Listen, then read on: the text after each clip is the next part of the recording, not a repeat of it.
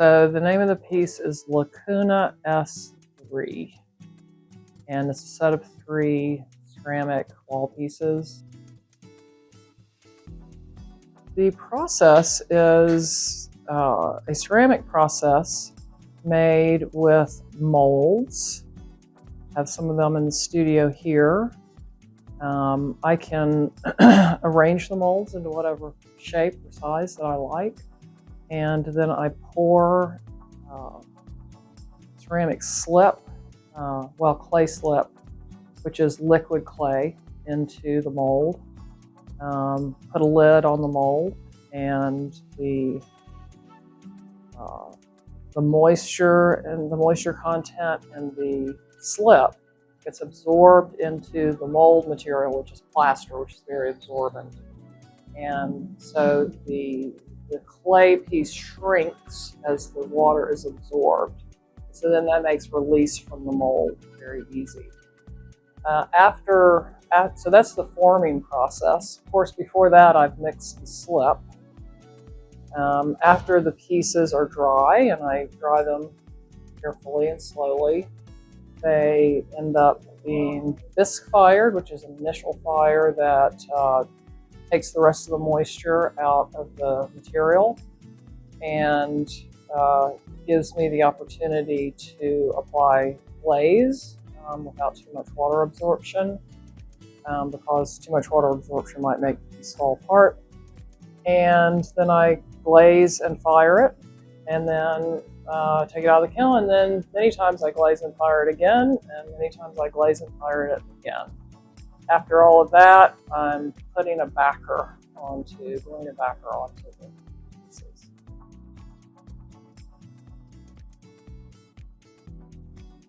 After they're fired, they end up here on these 2 ledges where I look at them for a long time.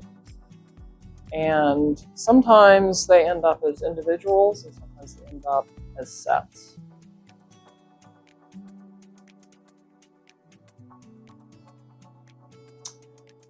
So when I saw the hall, I was really curious about it. I have for several years been making small pieces using up the last little bit of slip in a bucket, and just making much smaller pieces than I usually do. And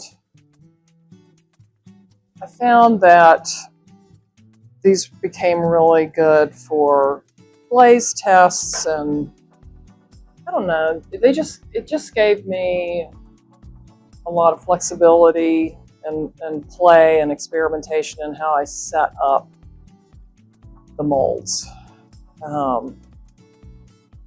And I really didn't know what to do with them. So after I looked at them for a while, they ended up going into a box. And I hadn't gotten a whole, I don't know, I got some really positive feedback, and then some sort of just not super interesting feedback. So I just sat on them for a while, and then I thought, this may be the place to show these pieces and really test them out. And to have a context that was for miniatures, to have a context that's specifically for small pieces, and to see them in the context with other small pieces, and to really see if I felt like they were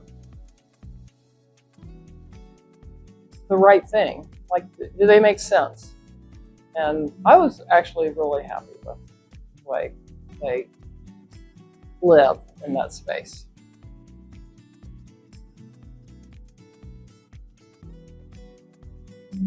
Well, I mean, that's really it. And the question is, are they miniatures or are they small pieces? And I'm not quite sure.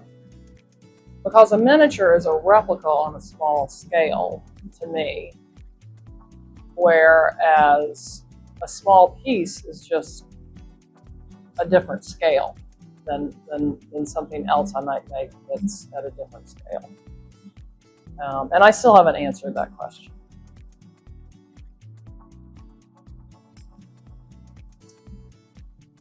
Well, I love the view, which I can see right here.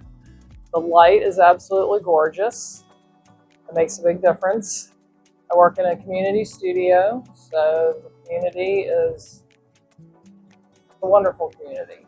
There's always interesting people coming and going, and so the conversations are exciting. The energy is palpable.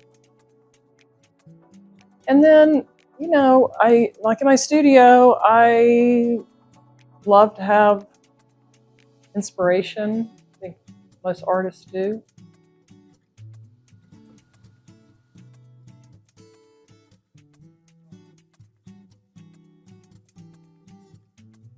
Nature clearly was an early inspiration, although at the time, when I was young and spending a lot of time outdoors, I certainly didn't think of myself as an artist or that I was going to be an artist. But of course, looking back, I see that that's an important influence. But probably the most significant, powerful influence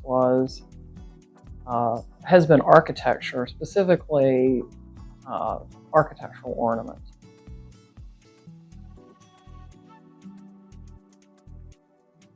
You know, really, I don't think so. I mean, as I said, I really like having a studio that's clear and clean so I can think and so that I can see things.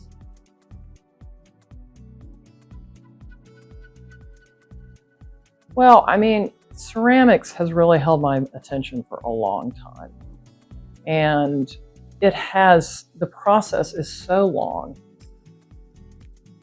And I mean, everything, you know, from like the powdered clay, the wet clay, all the way through everything that you do with it, and then firing it and all that transformation. And sort of like the large room for error. You know, you can make a mistake early in the process, and lo and behold, you don't even know that you've made that mistake until 3 steps later. It's too late. So it requires a lot of attention. It requires a lot of knowledge and control and skill, but it also requires a lot of luck, a lot of serendipity. And it requires, I think, being willing to sort of see what's happening and not be too tied to expectations about what's going to come out of the kiln and what things are going to look like exactly, because they might come out very different than what was hoped for or desired, but often with time and with openness, there's a sense of discovery.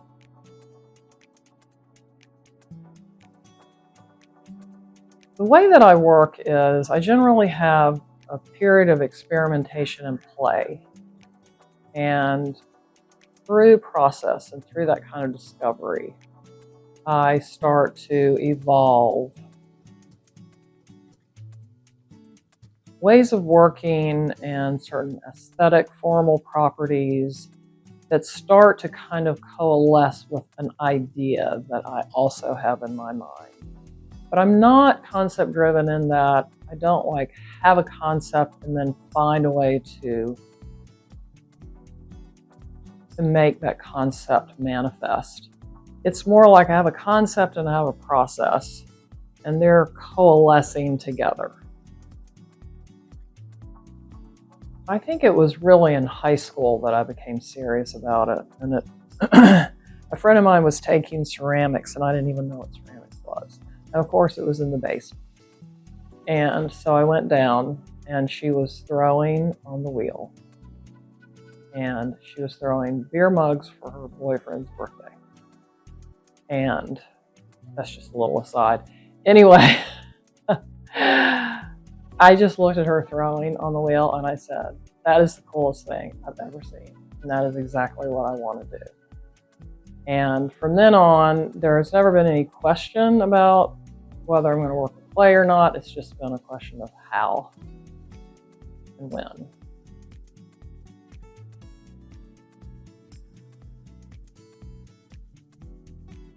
through perseverance and keeping at it.